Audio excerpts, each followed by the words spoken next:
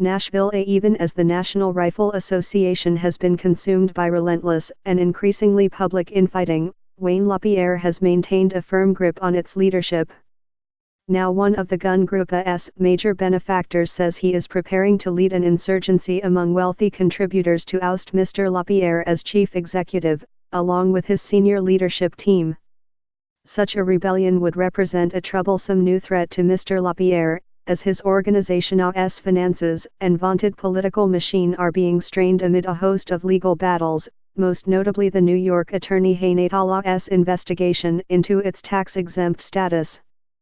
David Della Aquila, the restive donor, said the N.R.A.'s internal warfare has become a daily soap opera and is decaying and destroying the N.R.A. from within, and it needs to stop. He added, even if these allegations regarding Mr. LaPierre and his leadership are false, he has become radioactive and must step down.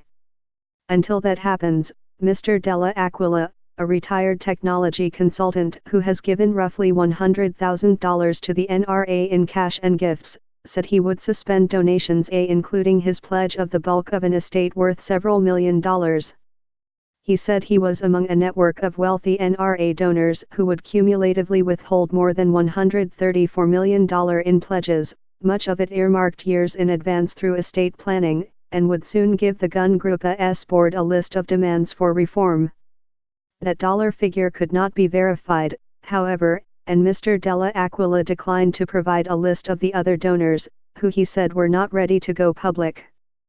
But a second prominent donor, who spoke on the condition of anonymity because he is a senior firearms industry executive, said he was also suspending a plan to give more than $2 million from his estate, as well as halting other donations, and was backing Mr. Della Aquila's effort.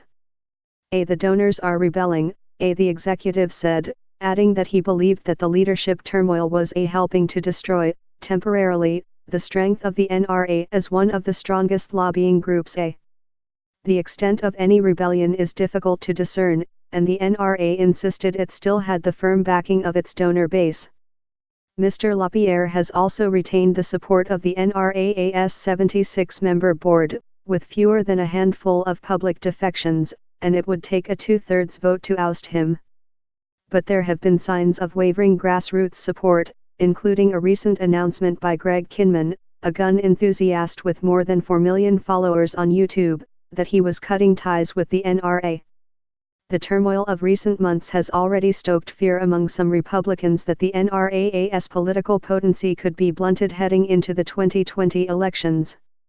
In a tweet early Tuesday morning, President Trump assailed the investigation by the New York Attorney General, Letitia James, saying the N.R.A. was a victim of harassment by the AG. Carolyn Meadows, the N.R.A.'s president, said in a statement that we are disappointed whenever donors choose to suspend their support of the N.R.A., but we hope to win them back. She added, people may resist change, but they embrace progress. We re-experiencing that right now at the N.R.A. there is an energy within the N.R.A. that is hard to describe, and we continue to earn the support of millions of loyal members. The group also provided statements from two of its largest donors, who are among those still backing Mr. LaPierre. We are sticking by the N.R.A., said Dr. John Thaddeus, an orthodontist who lives in Florida.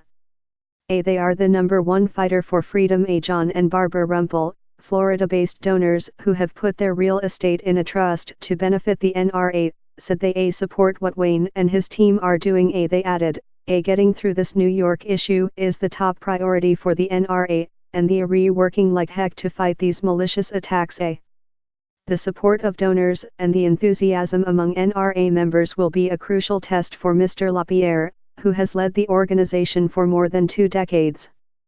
Last month, Mr. LaPierre ousted his second-in-command, Christopher W. Cox, who led the gun group's lobbying arm. In April, the N.R.A.'s president, Oliver North, abruptly stepped down. Both men have been implicated by the N.R.A. in a plot to force Mr. LaPierre out, though Mr. Cox has denied the allegations. Mr. North has said the N.R.A. needs to review its financial practices. N.R.A. officials have said the split with Mr. North was largely a dispute over money. both Mr. Della Aquila and the second donor want Mr. Cox to return to the N.R.A. and become its chief executive. He brings continuity and stability, Mr. Della Aquila said, adding that Mr. Cox had emerged from the recent wave of scandals with cleaner hands than Mr. LaPierre. We can get consensus with Chris replacing Wayne. Mr. Della Aquila said he had not spoken to Mr. Cox about the matter and had not seen him since a fundraiser last year. The N.R.A. is moving on from Mr. Cox and is expected to announce Tuesday that Jason Wimet, a deputy at its lobbying arm, will assume Mr. Cox's former post, according to a person with knowledge of the appointment. The N.R.A. has been burdened by high structural costs and escalating legal bills as it copes with the New York investigation and a bitter legal fight with its former advertising firm, Ackerman McQueen. The N.R.A.'s member dues fell in 2017 to their lowest level in a half-decade, as concerns about gun control ebbed after Mr. Trump's election, but they rebounded last year, increasing by a third, to $170 million, while contributions grew by 24% to $165 million. Even so, the N.R.A.'s net assets fell sharply last year and the organization was forced to freeze its pension fund. It also took more than $30 million out of its charitable foundation in 2017. It recently increased a line of credit, backed by the deed to its headquarters, to $28 million, and it borrowed against life insurance policies taken out on top executives.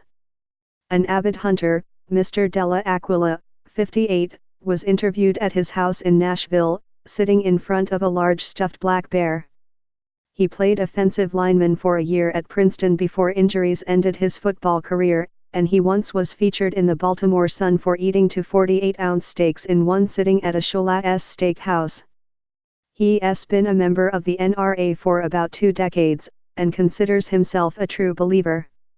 It's our Second Amendment, it comes after our First Amendment, it's what allows us to be a free country, he said.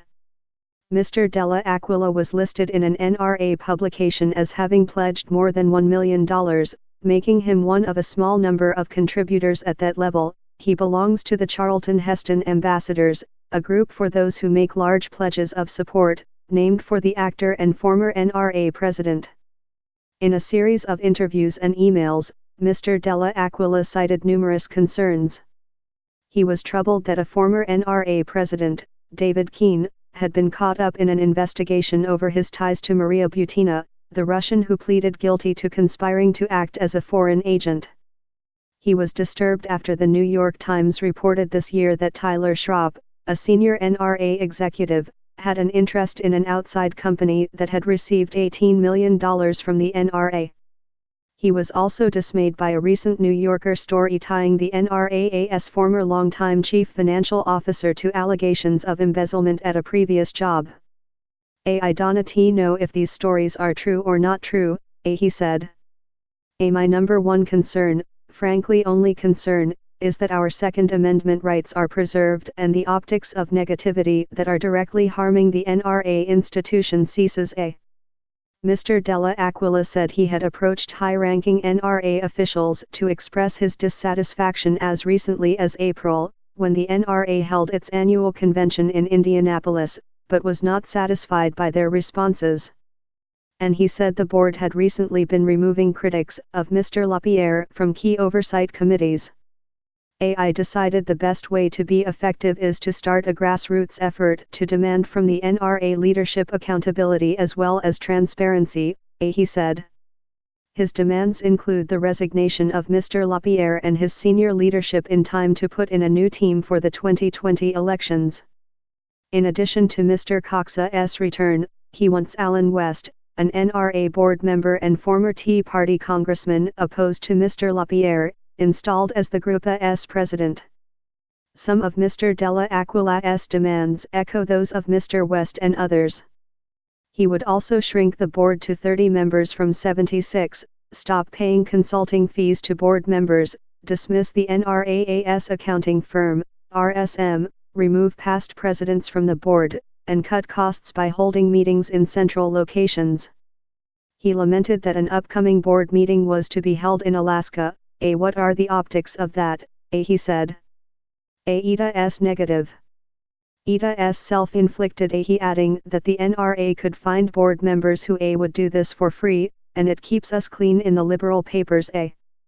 Mr. Della Aquila said he had come to his decision reluctantly, and had always been treated graciously by Mr. Lapierre and his wife, Susan. I am not pro Mr. Lapierre, and I am not anti Mr. Lapierre, I am just simply being objective and trying to save a historic institution from itself, he said.